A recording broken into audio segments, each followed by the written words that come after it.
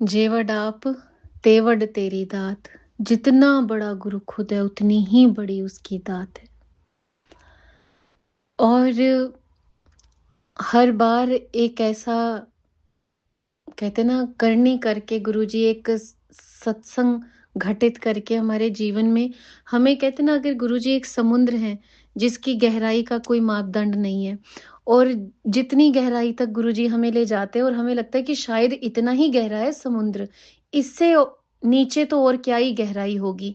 और गुरुजी उसके बाद एक और नया सत्संग आपके जीवन में घटित करते हैं, जहां आपकी सोच को फिर गुरुजी एक नए आयाम पे ले जाते हैं। गुरुजी आपको बताते हैं कि इस समुद्र की अभी और गहराई है।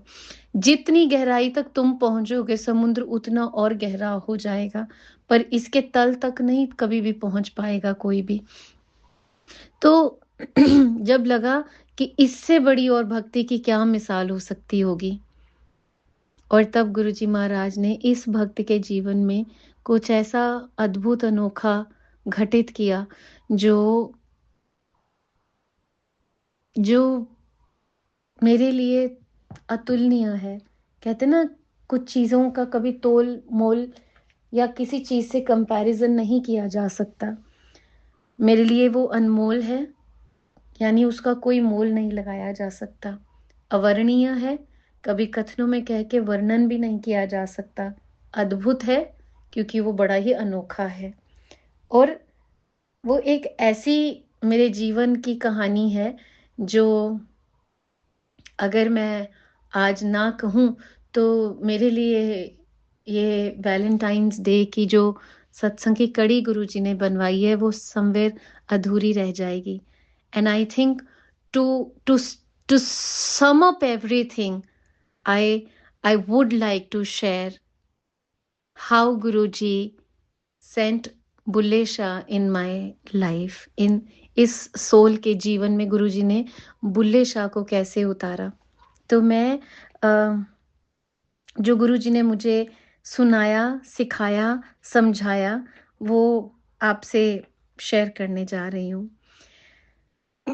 बुल्ले शाह जी के बारे में अक्सर हमने सुना है सबने, बट बुल्ले शाह जी के बारे में तो हमने सबने सुना है, लेकिन बुल्ले शाह जी के गुरु कौन थे, उनके मुर्शिद कौन थे, इसके बारे में शायद मैक्सिमम लोगों को नहीं पता। और ये कैसी एक अद्भुत कहानी है एक भक्त की, जिसमें भक्त के बारे में तो पूरी दुनिया जानती है, लेकिन गुरु के बारे में किसी को पता ही नहीं है। तो ऐसी मिसाल बुल्ले शाह जी प्रेम, सिदक, भरोसे और समर्पण की बने। बुल्ले शाह जी एक मुस्लिम घराने में पैदा हुए और एक मुसलमान थे। और बुल्ले शाह जी के मुर्शिद हुए शाह इनायत जी। मुर्शिद यानी गुरु। तो बुल्ले शाह जी थे तो एक स्पिरिचुअल उच्च आत्मा ही। तो उनको शाह इनायत से जब मिलना हुआ उनका, तो उनको शाह इनायत जी से प्रेम हो गया। अब ये भक्त और गुरु के बीच के प्रेम का एक बहुत ही अद्भुत अनोखा किस्सा है और अपने आप में भक्ति और प्रेम की एक मिसाल है। तो शाह इनायत जी जो थे वो अ, नीची जात के थे और मुसलमानों में जो सैयद कास्ट है वो सबसे ऊंची कास्ट मानी जाती है। इवन आज भी if in the Muslim community you will ask somebody, तो सैयद कास्ट के लोग जो है वो सबसे उच्च कास्ट के माने जाते हैं, very respected in the Muslim community. Now Bulleh Shah ji एकलौते बेटे थे अपने परिवार के, एकलौते वारिस। एंड बहुत ही पैम्पर्ड चाइल्ड थे। बहुत प्यार करते थे उनके सारे परिवार के लोग उन्हें। और सैयद कास्ट के थे, नामी गिरामी घराने से थे। तो और जब एक एक इतने नामी गिरामी घराने के एक लौते बेटे को हाईएस्ट कास्ट ऑफ मुस्लिम एक शख्स को एक नीची जात के मुर्शिद से, जिसको मुर्शिद बना लिया और उनसे प्यार हो गया।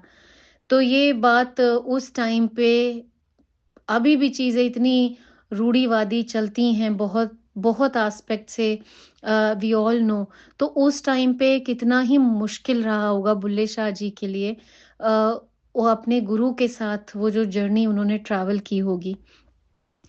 तो उम, उम, शाह इनायत जी से उन्हें प्यार हो गया क्योंकि उन्हें शाह इनायत में रब दिखता था और उन्हें शाह इनायत जी के साथ समय बिताना बहुत अच्छा लगता था।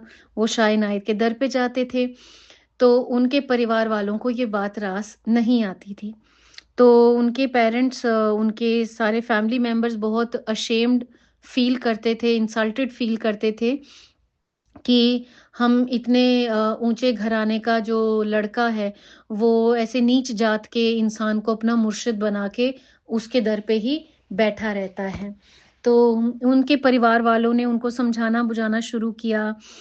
कम उम्र के थे वो भी, और उनको बोला कि क्या तुम्हें अल्लाह को ही पाना है ना? तुम परमात्मा को पाना चाहते हो, तो कोई बात नहीं, परमात्मा को तुम पाना चाहते हो तो उसका तो सीधा रास्ता है ना, तुम कुरान पढ़ो, मस्जिद में जाओ, 5 वक़्त की नमाज़ करो और अल्लाह को पालो।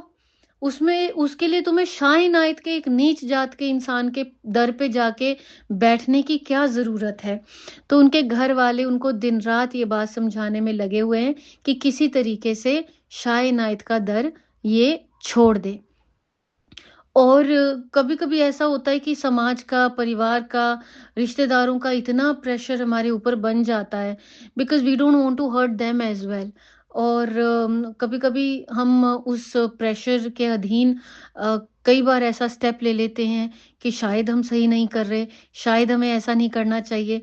तो ऐसा ही कुछ बुल्ले शाह जी के साथ हुआ कि वो भी थोड़ा शायद संशय में आ गए, या वो अपने पेरेंट्स को हर्ट नहीं करना चाह रहे थे, और उन्होंने शाह इनायत के दर पे जाना छोड़ दिया। और समवेयर शायद उन्हें लगा कि शायद मेरे पेरेंट्स सही कह रहे हैं, शायद अल्लाह को पाने के लिए मुझे सिर्फ नमाज़ पढ़नी चाहिए, कुरान पढ़नी चाहिए और मैं अल्लाह को प्राप्त कर लूँगा। और उन्होंने शाह इनायत के दर पे जाना छोड़ दिया। अब शाह इनायत जी को बुल्ले शाह का इंतज़ार रहता था। और ये बात सत्य है कि ये जो प्रेम है, ये दोनों तरफ से चलता है, जो भक्त और परमात्मा के बीच में होता है। ऐसा नहीं है कि इस प्रेम की अग्नि केवल भक्त की तरफ से होती है, या इस प्रेम की अग्नि केवल परमात्मा की तरफ से होती है। ये अग्नि तो दोनों तरफ से बराबर होती है। कहते हैं ना, ये प्रेम की आग दोनों तरफ से बराबर प्रज्वलित होती है। जितना प्रेम गुरु अपने भक्त से करता है, उतना ही भक्त गुरु कृपा से भक्त भी अपने गुरु से करता है। तो बुल्ले शाह इनायत जी बुल्ले शाह जी से बहुत प्यार करते थे, और लाखों की भीड़ में उनका जब दरबार लगता था शाह इनायत जी का, उनके पास बहुत संगत आती थी, बहुत लोग उनको मानते थे। लेकिन उन हज़ारों लाखों की भीड़ में शाह इनायत जी की नज़रें केवल बुल्ले शाह को ढूँढती थी। और यही प्यार मैं महसूस गुरुजी की तरफ से भी अपने लिए, सब संगत के लिए महसूस करती हूँ कि गुरुजी की संगत में हज़ारों, लाखों, करोड़ों हैं आज की डेट में।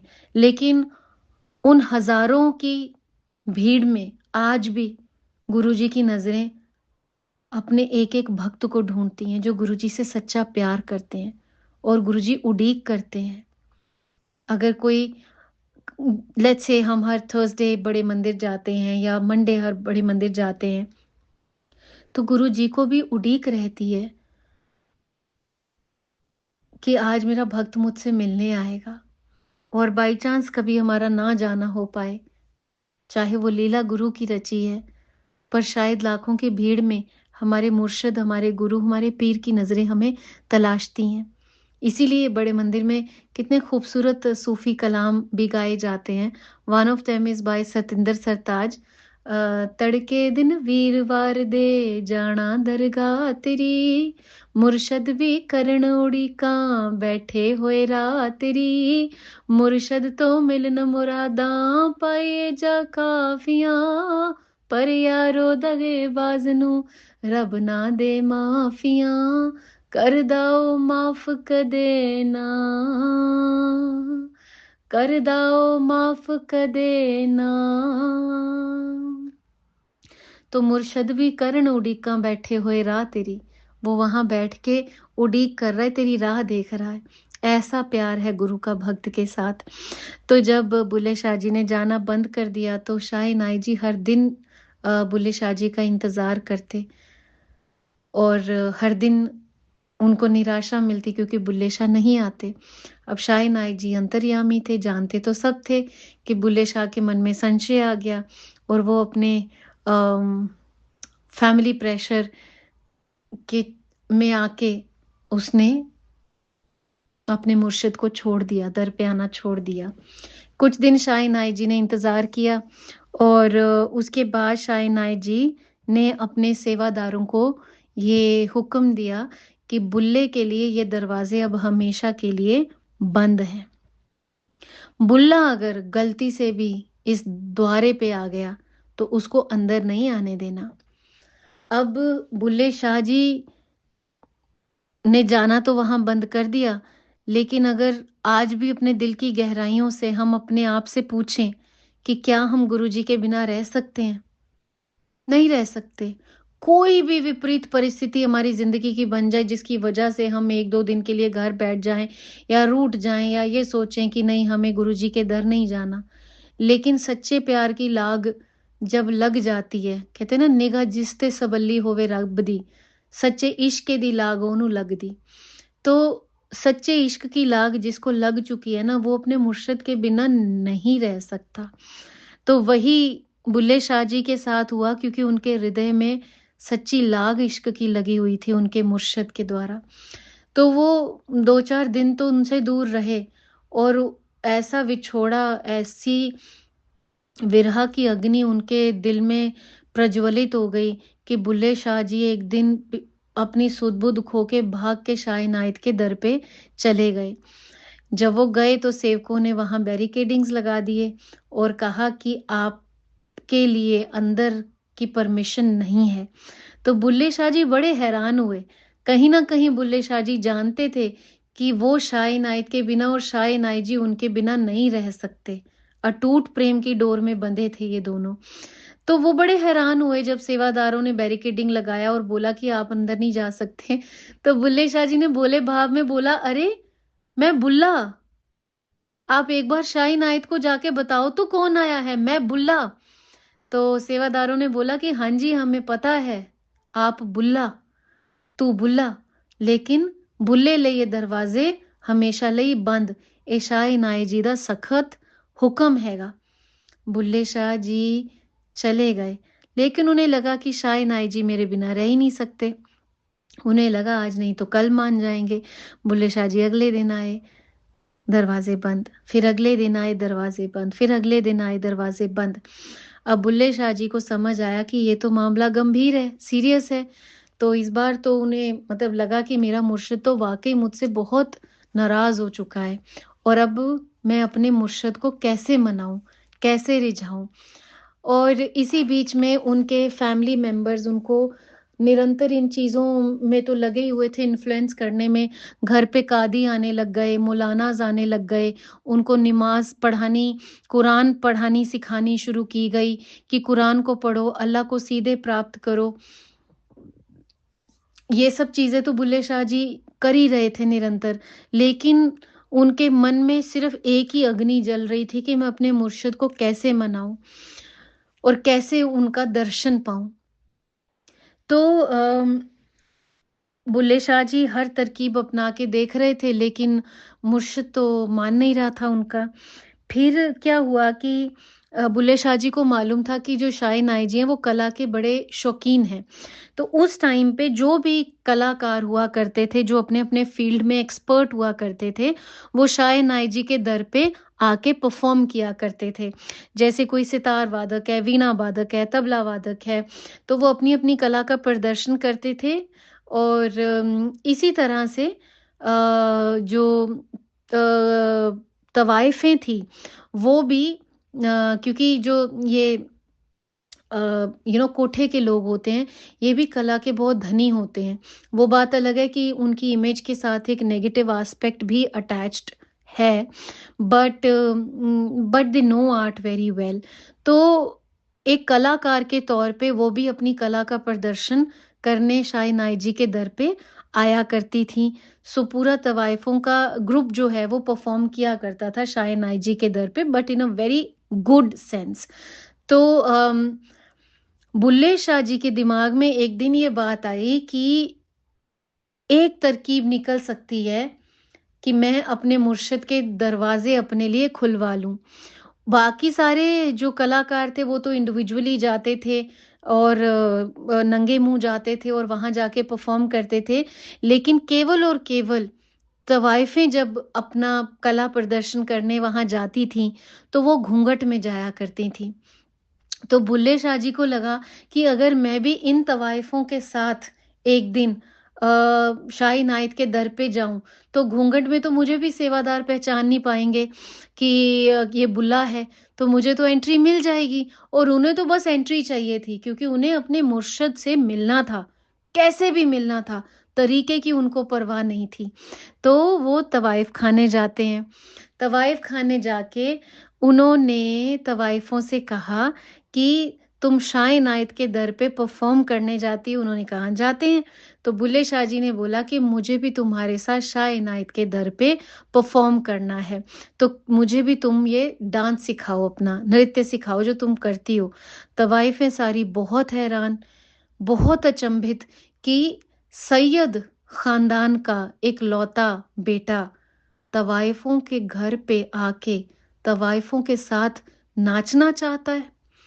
ये क्या बात है? क्या संयोग है और क्यों है? तो उन्होंने पूछा कि तुम्हारे घरवालों को पता चलेगा तो वो तो बहुत खराब लगेगा उन्हें और तुम्हारी बहुत थू-थू होगी तुम्हारे परिवार और तुम्हारे नाम पे समाज में, तो बहुत बेइज़्ज़ती होगी तुम्हारी। क्यों करना चाहते हो ये तुम? तो बुल्ले शाह जी को तो अपने पीर की कहते ना, सोहणे पीर दियां मैनू रंगलां चढ़ियां नी। तो उनको तो उस वक़्त और कुछ समझ नहीं आ रहा था। उन्होंने बोला तुम्हें जितना कहा तुम उतना करो। तो तवाइफों ने कहा हमें तो कोई प्रॉब्लम नहीं, हम तो सिखा देंगे। तो बुल्ले शाह जी ने तवाइफ खाने डेली जाना शुरू कर दिया और तवाइफों से नाचना सीखना शुरू कर दिया। अब यहाँ तो प्रॉब्लम और बड़ी हो गई। अभी तक तो बुल्ला शाह इनायत के दर पे जाता था, एक नीच जात के इंसान को अपना मुर्शिद बना रखा था। वहाँ तक तो फिर भी बात हज़म करने लायक थी, डाइजेस्टिबल थी। लेकिन अब वही बुल्ला तवाइफ खाने जाता है हर दिन और जाके वहाँ क्या करता है किसी को पता ही नहीं है। तो बुल्ले शाह जी के नाम पे तवाइफ उनके पूरे परिवार के नाम पे कितनी बदनामी, कितना ही कीचड़ उछला होगा उनके नाम पे और क्या-क्या बातें बनी होंगी, I think we all can imagine. Finally Bulleh Shah ji ने वो नाचना-गाना सीखा और जिस दिन उनका वो दिन था, जिस दिन तवाइफों को शाह इनायत जी के दर पे परफ़ॉर्म करना था, तो वो सारी तवाइफ़ें अच्छे से अपना तैयार होती हैं, श्रृंगार करती हैं और बुल्ले शाह जी भी बिल्कुल वैसे ही तवाइफ की तरह तैयार होते हैं। चूड़ी एक घाघरे वाला सूट पहन के, चूड़ीदार पजामी पहन के, पाँव में घुंघरू पहन के, नाक में नथनी, कान में झुमके और पूरा मेकअप करके वो एक पूरे तवाइफ की तरह तैयार होते हैं।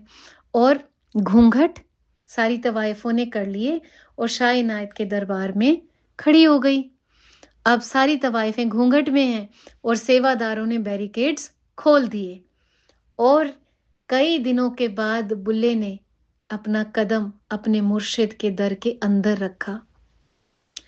जब वो सारे शाह इनायत जी गद्दी पे बैठे होते थे और उनके सामने वो सारे कलाकार तवाइफों का ग्रुप जाके खड़ा हुआ, तो द फर्स्ट स्टेप वाज वो उन्होंने अपना घूंघट हटाया और जब घूंघट हटाया सबने, तो सारे ग्रुप के सेंटर में कौन खड़े हैं?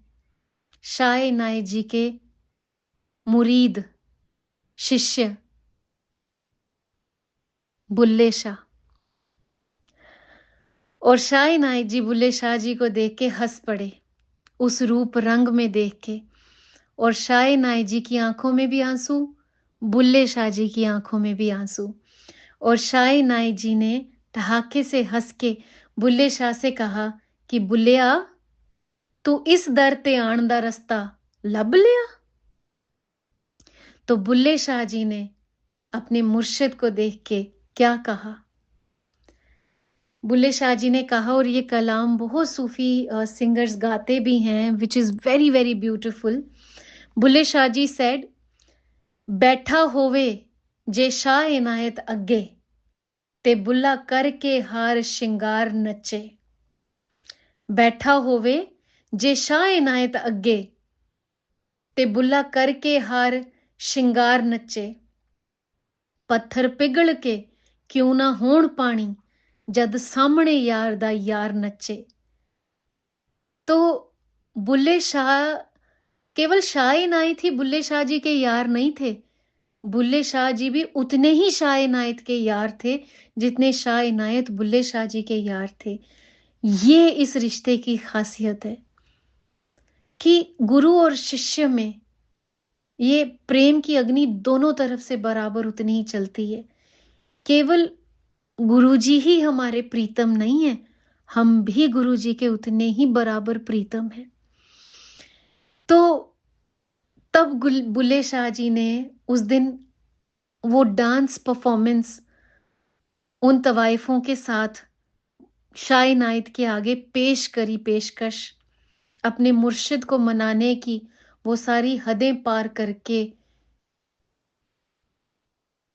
अपने मुर्शिद को मनाने की वो कोशिश, जो शायद इतिहास के पन्नों में ऐसी दर्ज हुई कि आज तक आप और हम बैठ के इन बातों की चर्चा कर रहे हैं, जिक्र कर रहे हैं। और न केवल जिक्र कर रहे हैं, उस बारे में सोच के भी हमारा मन, हमारा आत्मा कितनी मदमस्त हो रही है।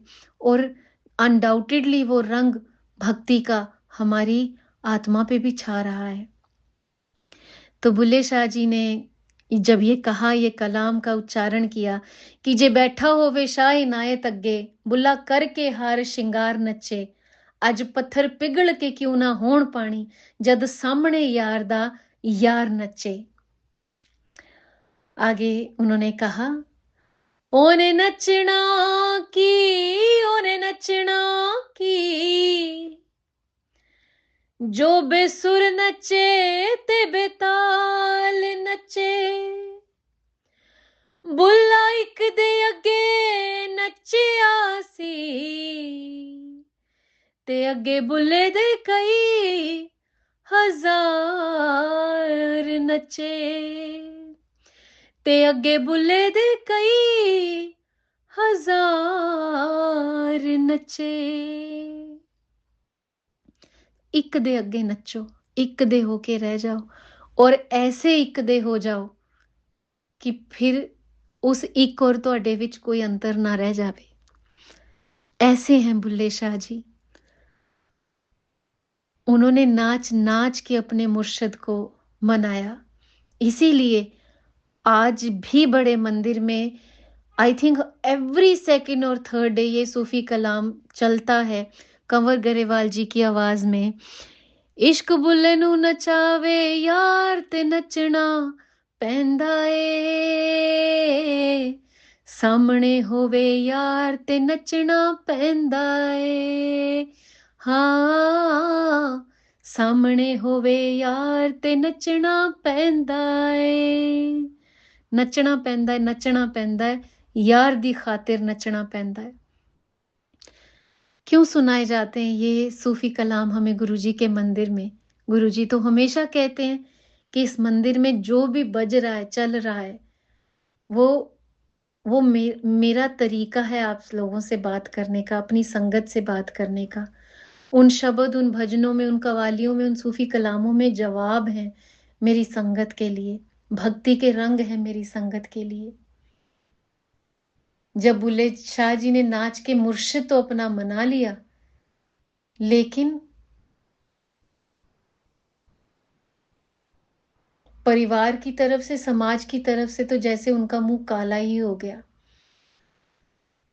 पूरे समाज में उनके परिवार पे, उनके नाम पे लोग थू थू कर रहे हैं और सब ऐसे गिड़गिटियां करके बातें कर रहे हैं। घर घर में बुल्ले शाह की बात हो रही है और कहा जा रहा है कि भाई सैयद खानदान का एक लौता बेटा ऐसा निकला कि तवाइफ बन के शाह इनायत के दर पे तवाइफों के साथ नाच रहा था। तो सब एक दूसरे से एक ही सवाल कर रहे हैं कि बुल्ले शाह की जिंदगी में ऐसा भी क्या हो गया, बुल्ला नाचा क्यों? मतलब ना पैसे की कमी, ना किसी चीज की कमी, सब कुछ तो है बुल्ले के पास, पर बुल्ला नाचा क्यों? हर कोई एक दूसरे से एक ही सवाल कर रहा है, अजी बुल्ला नाचा क्यों? लेकिन बुल्ले शाह जी ने कभी किसी को जवाब नहीं दिया कि वो क्यों नाचे। I am sure Bulleh Shah ji से डायरेक्टली भी बहुतों ने पूछा होगा कि बुल्लिया तू नचिया क्यों? क्या तेरी जिंदगी की मजबूरी रह गई कि तू तवाइफ बन के तवाइफों के साथ शाह इनायत के दर पे जाके नाच रहा था? लेकिन जब बुल्ले शाह जी नाच रहे थे शाह इनायत के आगे और तब उन्होंने जिस सूफी कलाम का उच्चारण किया था, इट कंटिन्यूड विद पैरां विच घुंघरू ते तनु ते कगरी, नक विच नथनी ते पीर वाली नगरी। पैरां विच घुंघरू ते तनु ते कगरी, नक विच नथनी ते पीर वाली नगरी।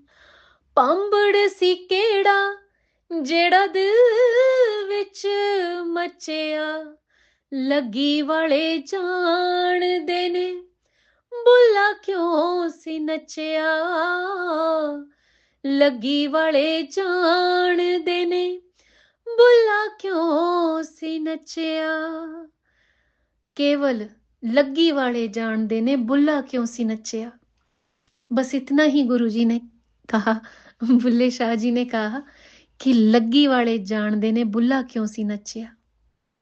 जिन्हां दी लगी हुई है वो कदे पुछणगे नहीं, वो ऑलरेडी जानते ने कि बुल्ला क्यों सी नचिया। तो इस तरह का जीवन भी कोई भक्त जी सकता है, विपरीत परिस्थितियों को हंसते हंसते पार कर सकता है। कितना कठिन रहा होगा बुल्ले शाह जी का जीवन और किस तरीके से वो उन्होंने प्यार अपने मुर्शिद से किया और वो इस आई थिंक जब तक ये कायनात रहेगी वो इतिहास का एक अहम किरदार बन के रह गए बुल्ले शाह जी।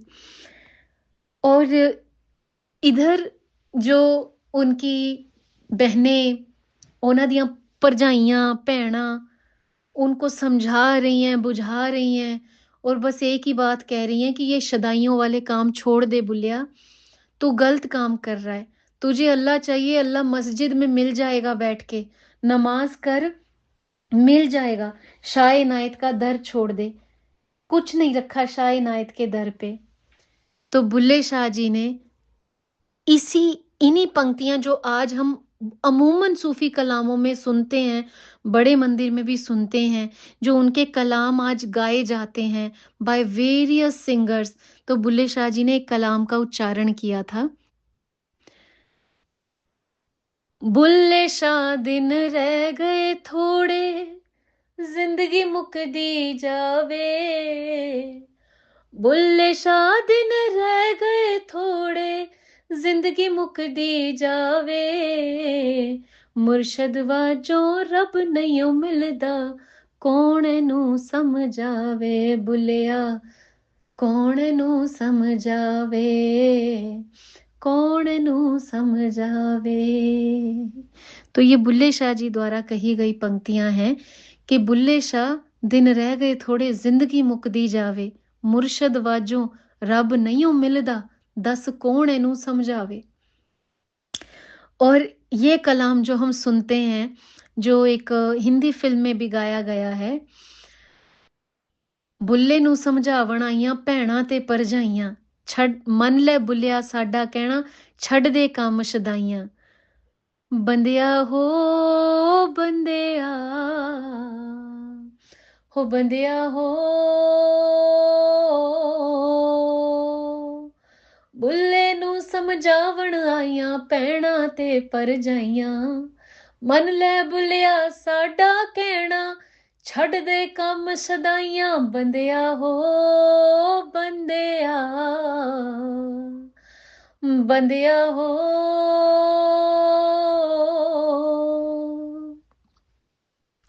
जिन दिनों बुल्ले शाह जी को कादी घर आता था कुरान पढ़ाने, उन्हें ये सिखाने कि नमाज कैसे पढ़ी जाती है, कैसे वज़ू की जाती है, कैसे अपने लत्तां गोडे अपनी बाजुओं को धुला जाता है, कोहनी तक, कैसे घुटनों तक अपने टांगों को धुला जाता है और नमाज की जाती है।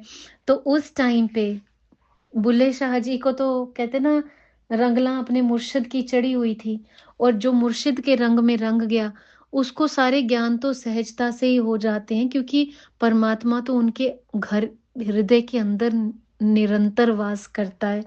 तो कौन कादी दुनिया का, कौन मौलाना है, ऐसे ऐसे भक्त को, ऐसी आत्मा को सिखा सकता है कि रब को ऐसे पाओ, नमाज ऐसे करो, मस्जिद के अंदर ऐसे वजू करके जाओ। तो जब बुल्ले शाह जी को कादी मौलाना ये चीजें सिखा रहे थे, तो उस टाइम पे बुल्ले शाह जी ने इन बातों का, इन चीजों, इन पंक्तियों का उच्चारण किया कि बुल्ले नू लोकी मत्ती दिंदे, बुल्ला आजा वह जा विच मसीती। बुल्ले शाह जी कह रहे हैं कि बुल्ले नू लोकी मत्ती दिंदे, मत्ती मतलब सिखा रहे हैं, सिख मत दे रहे हैं कि बुल्ले ऐसे नमाज कर, ऐसे वजू कर। तो बुल्ले शाह जी कह रहे हैं कि बुल्ले नू लोकी मत्ता दिंदे, बुल्ला आजा वह जा विच मसीती।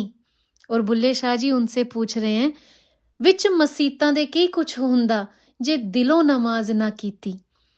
क्योंकि बुल्ले शाह जी तो देखते थे ना सब क्या कर रहे हैं, आडंबर ज्यादा है, दिल से तो नमाज कोई नहीं कर रहा, बस लत्ता गोडे धो के मस्जिद के अंदर तो जाके बैठ जाते हैं सारे, और नमाज के वक्त जो मन है वो तो बीवी बच्चों में, अपने कारोबार में घूम रहा होता है, तो वो नमाज कहाँ प्रभु तक पहुंच रही है।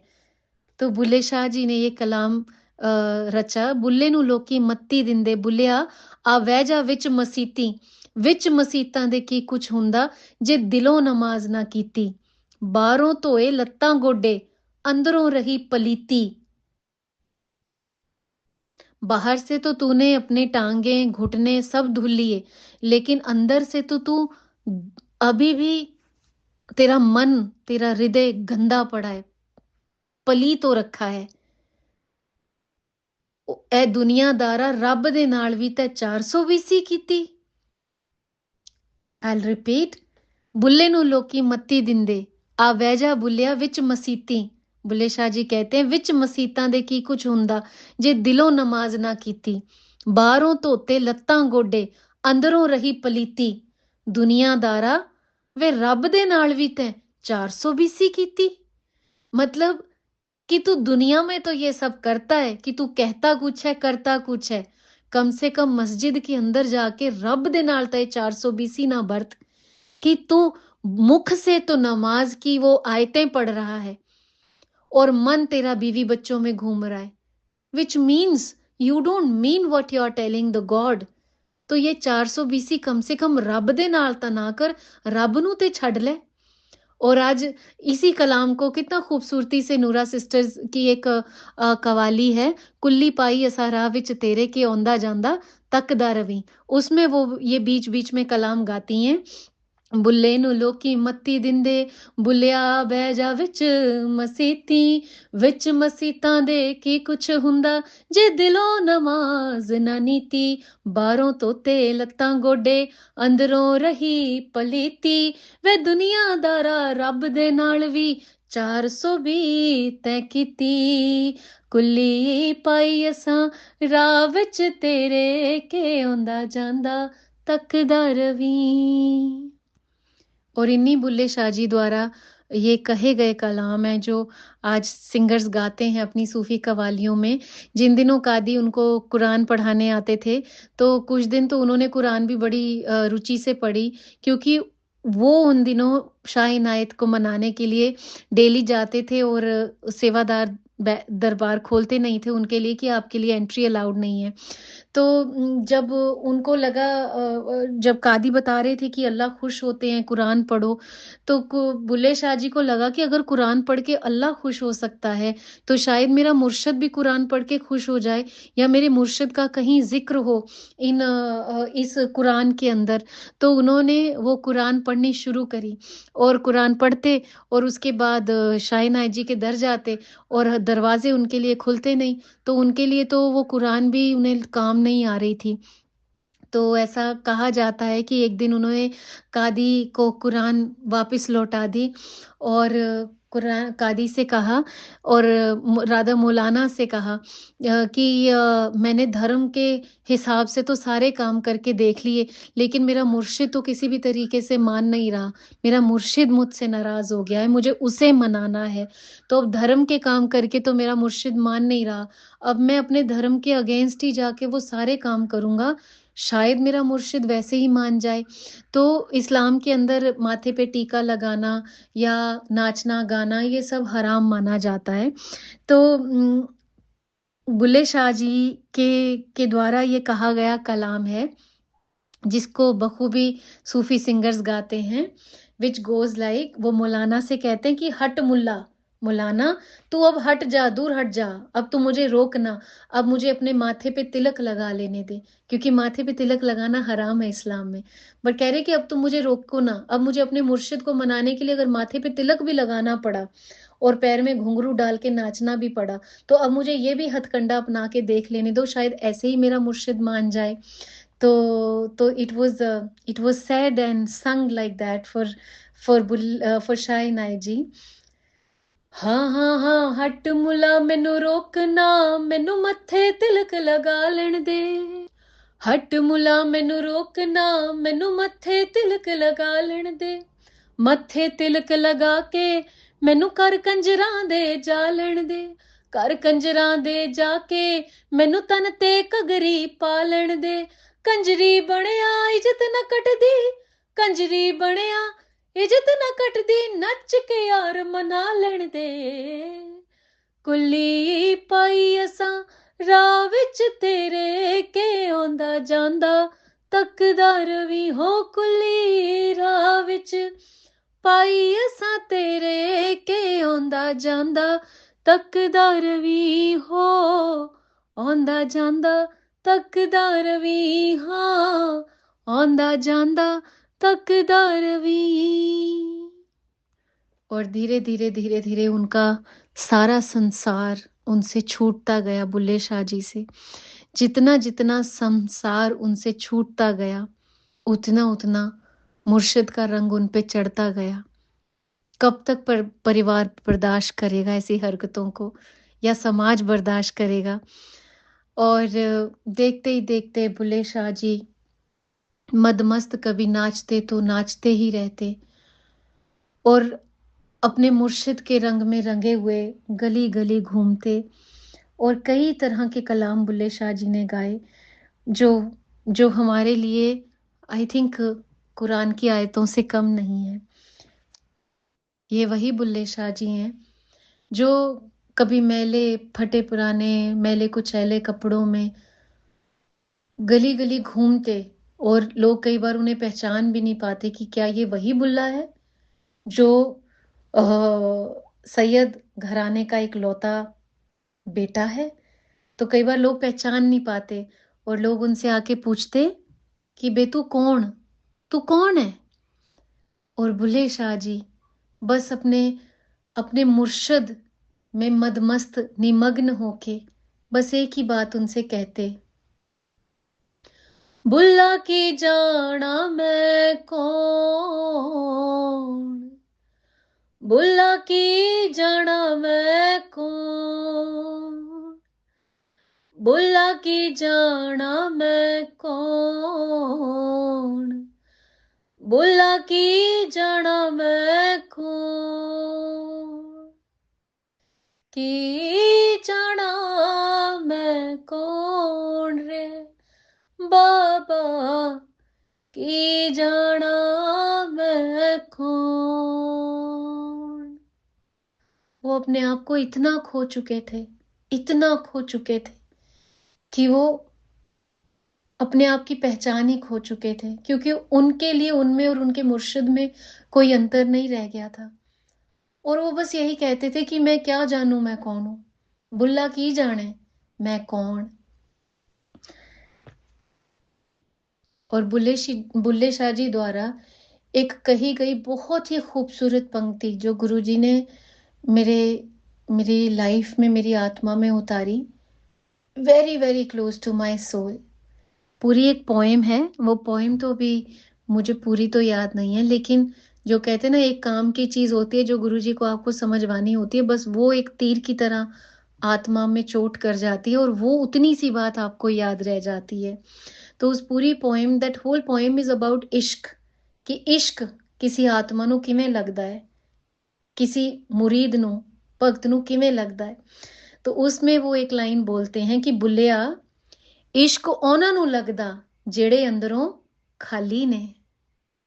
I'll repeat, बुल्लिया इश्क ਉਹਨਾਂ ਨੂੰ लगदा ਜਿਹੜੇ अंदरों खाली ने।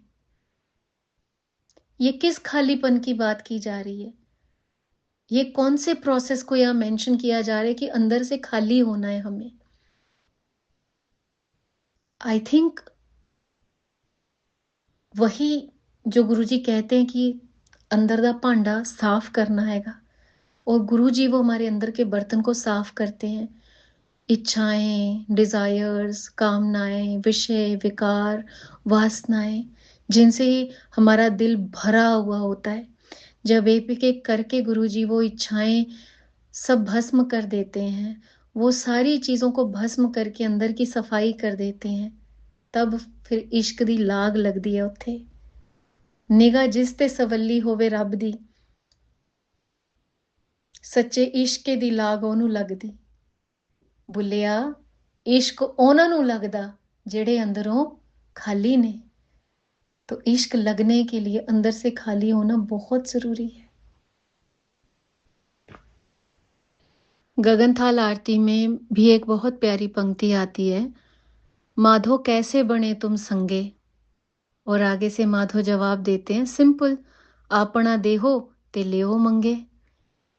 यानी जब भक्त परमात्मा से पूछता है कि हे माधव तुम्हारा संग कैसे बने, या मैं एक अटूट प्रेम के बंधन में कैसे बंधूं तुम्हारे साथ, तो माधव कितना सरल जवाब उसका देते हैं कि आपना देओ ते लेओ मंगे, कि ये इश्क का सौदा तो बिल्कुल खरा खरा है, इसमें कोई भी नेगोशिएशन की गुंजाइश नहीं है कि तुम थोड़ा सा अपना आप मुझे अभी के लिए ज्यादा दे दो, मेरी तरफ से उधार रख लो, मैं धीरे धीरे करके अपना आपा तुम्हें देता रहूंगा। एंड इट्स लाइक दिल देना दिल लेना, वे सौदा खरा खरा। And the same things are said, Madho कैसे बने तुम संगे, अपना देओ ते लेहो मंगे। अपना आप मुझे दे दो और मांग लो मेरा सब कुछ। जितना जितना तुम अपना आप मुझे देते जाओगे, उतना उतना मेरा तुम लेते जाओगे। So beautiful is this. ये वही बुल्ले शाह जी हैं जो ऐसी सच्चे प्रेम की, भक्ति, बंदगी, इबादत की लाग उनको लगी उनके मुर्शिद के नदरे करम से, कि वो अर्ली मॉर्निंग ब्रह्म मुहूर्त की महानता तो हर धर्म में ही है, अमृत वेले की। तो जब वो अर्ली मॉर्निंग नमाज के लिए या जिस भी तरीके से वो बंदगी करते थे अल्लाह की, तो वो उठते और उनको लगता कि वो बहुत बड़ा काम कर रहे हैं। And it's a great thing to get up at 3 o'clock in the morning and do bhajan, bandagi, ibadat. एक बार बुल्ले शाह जी के साथ कुछ बड़ा अद्भुत अनोखा सा घटित हुआ। उनके आई थिंक उनके पास एक डॉग था और जब वो अर्ली मॉर्निंग उठे, तो वो नमाज़ में जाने से पहले उनकी सुरती उनके कुत्ते पे अटक गई। उनका कुत्ता उनके घर की चारदीवारी के चक्कर लगा-लगा के, भौंक-भौंक के पहरेदारी कर रहा था पूरे घर की। वो कुत्ता अपने मुर्शिद की पहरेदारी कर रहा था क्योंकि उस कुत्ते के लिए उसके गुरु, उसका मालिक, उसका सब कुछ बुल्ले शाह जी थे। क्योंकि जब हम कभी भी डॉग पालते हैं, स्पेशली अगर डॉग्स के लिए ये बात मेंशन की जाए, तो हम कहते हैं ना कुत्ता बहुत वफादार होता है और कुत्ता अपने मालिक को बहुत प्यार करता है। तो जब वो भौंक-भौंक के पहरेदारी कर रहा था, तो बुल्ले शाह जी के आत्मा में उस दिन एक अलग किस्म के ज्ञान की उपज हुई, ज्ञान उजागर हुआ और बुल्ले शाह जी उस दिन नमाज़ में नहीं जा पाए क्योंकि बुल्ले शाह जी को ऐसा लगता था कि वो बहुत ही ग्रेट अच्छा काम करते हैं, अमृत वेले में उठते हैं, अल्लाह की बंदगी, इबादत करते हैं, तो ऐज़ इफ उनसे उनसे ऊपर तो कोई और काम है ही नहीं जो किया जा सकता है। उस दिन उनके मन में ये सोजी उजागर हुई कि बुल्लिया, तू खुद को समझता है कि तू बहुत बड़ा काम कर रहा है?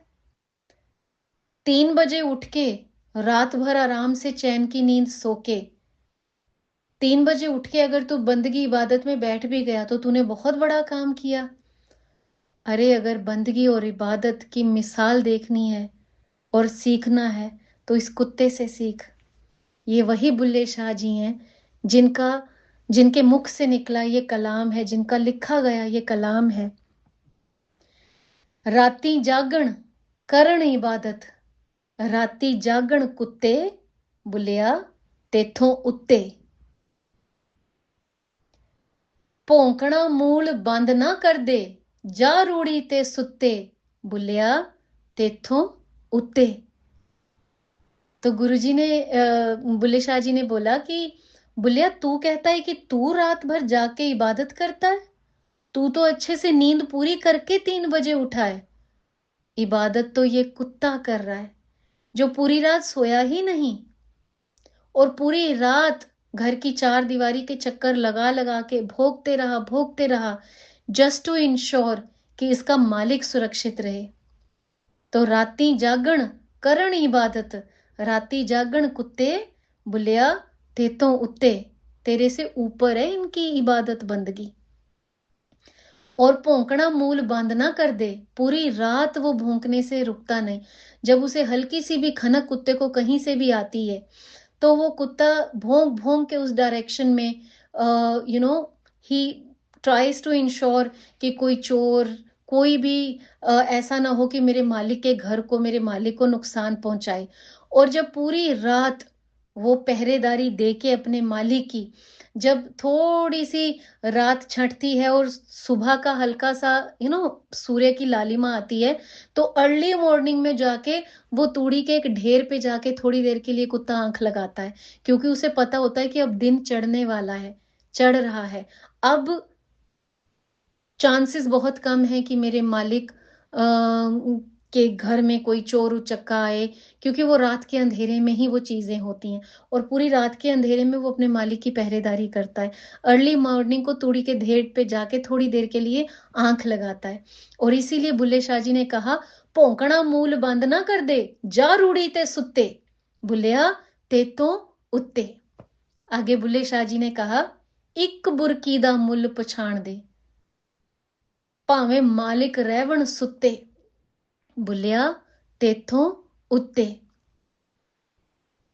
एक टुकड़ा भी अगर मालिक अपने कुत्ते को डालता है, रोटी का खिलाता है, तो उस टुकड़े का कर्ज अदा करने के लिए वो कुत्ता रात भर जागता है, अपने मालिक की पहरेदारी करता है। जबकि मालिक सो रहा है तो कुत्ते को क्या परवाह है? मालिक तो सो रहा है, देख तो रहा नहीं कि पहरेदारी ढंग से हो रही है कि नहीं हो रही है। तो उस मौके का फायदा कुत्ता भी तो उठा सकता है ना, कुत्ता भी सो जाए। लेकिन कुत्ता तो नहीं सोता। अगर वफादारी सीखनी है तो कुत्ते से सीखो, ये बुल्ले शाह जी ने कहा कि कि जो एक बुरकी भी कुत्ते ने अपने मालिक के दर की खाई है, उसका कर्ज अदा करने के लिए वो पूरी रात भौंकता है, चाहे मालिक सोया रहे। उसको ये परवाह नहीं है कि मैं अपने मालिक की नजरों में बड़ा बनूं, दिखाऊं, टौर निकालूं कि मैंने देखो कितनी अच्छी सेवा करी या मैं आपकी सेवा कर रहा हूं। उसको बस सेवा करनी है। और इसमें एक गहरा मैसेज हमारे लिए भी है। कई बार हमें लगता है कि हमें तो गुरुजी को दिखाना है, गुरुजी देखो हम आपकी सेवा कर रहे हैं। गुरुजी देखे चाहे ना देखें, लेकिन गुरुजी का ऋण हमारे ऊपर इतना है कि हम मरते दम तक भी गुरुजी के दर पे अपनी नाक रगड़ते रहें, तब भी हम उनका ऋण कभी नहीं उतार सकते। तो एक बुरकी दा मुੱਲ ਪਛਾਣ ਦੇ, ਭਾਵੇਂ ਮਾਲਿਕ ਰਹਿਵਣ ਸੁੱਤੇ, ਬੁੱਲਿਆ ਤੇਥੋਂ ਉੱਤੇ। And the next line is a bang on the soul. Bulleh Shah ji ने कहा, ਖਸਮ ਆਪਣੇ ਦਾ ਦਰ ਨਾ ਛੱਡ ਦੇ, ਭਾਵੇਂ 100 ਪੈਵਣ ਜੁੱਤੇ, बुलिया तेथों उत्ते। कुत्ते को जो हमने पाला होता है उसको कितने मर्जी जूते मार लो, घर से निकाल दो, वो जब मालिक गुस्सा होएगा, जूता मारेगा, तो वो रोते चिल्लाते हुए थोड़ी देर के लिए मालिक की नजरों से दूर तो हो जाएगा, और फिर दुम हिलाता हुआ वही मालिक के दर पे आके उसी के पैर चाटेगा। तो बुल्ले शाह जी ने बोला कि अरे अगर बंदगी देखनी है तो ये देख, समर्पण देखना है तो ये देख कि चाहे 100 जूते भी अपने मालिक से पड़ जाएं, पर अपने मालिक का दर नहीं छोड़ते वो। And it's like an I opening for people like us, जो बड़ी बार ऐसा शुरुआती दौर में होता था कि लगता था कि अगर हमारी कोई इच्छा पूरी नहीं हुई तो क्या करना, गुरुजी के दर पे जाके हमारी तो इच्छाएं यहाँ नहीं पूरी होती, बड़े सत्संग लोग सुनाते हैं उनकी होती होंगी, गुरुजी ने हमारे लिए क्या किया। लेकिन लेकिन बंदगी तो खैर किसी और ही लेवल की बातें हैं। तो कितना ब्यूटीफुली ये कहा कि खसम अपने दा दर ना छड़ दे, भावें 100 पैवण जुत्ते तेतों उत्ते। और आखिर में बुल्ले शाह जी कहते हैं, उठ बुल्लिया, कि बुल्ले शाह ये कौन सी अज्ञान की निद्रा में तू सो रहा है, और गलत फहमियां तूने अपने अंदर पाल रखी हैं कि तू अमृत वेले उठ के इबादत कर रहा है, बहुत बड़ा काम कर रहा है। तो वो कह रहे हैं कि इस अज्ञान की निद्रा से उठ बुल्लिया, कुछ वस्त विहाज ले, यानी कोई रास्ता ढूंढ ले अपने मुर्शिद पीर को मनाने का, अल्लाह को रिझाने का, अल्लाह की इबादत करने का, नहीं ते बाजी ले गए कुत्ते तेथों उत्ते। ये बाजी तो नहीं तो कुत्ते ही ले जाएंगे, और तेरे से कहीं ऊपर हैं, तेथों उत्ते। Very, very dear to my heart, my soul. I'll just quickly repeat all the lines. राती जागण करण इबादत, राती जागण कुत्ते, बुलिया तेथों उत्ते। भौंकना मूल बंद ना कर दे, जा रूड़ी ते सुत्ते, तेथों उत्ते। एक बुरकी दा मुੱਲ पछाण दे, भावें मालिक रहवण सुत्ते, तेथों उत्ते। खसम अपने दा दर ना छड़ दे, भावें 100 पैवण जुत्ते, तेथों उत्ते। उठ बुलिया, कोई वस्त विहाज ले, नहीं तां बाजी लै गए कुत्ते, तेथों उत्ते।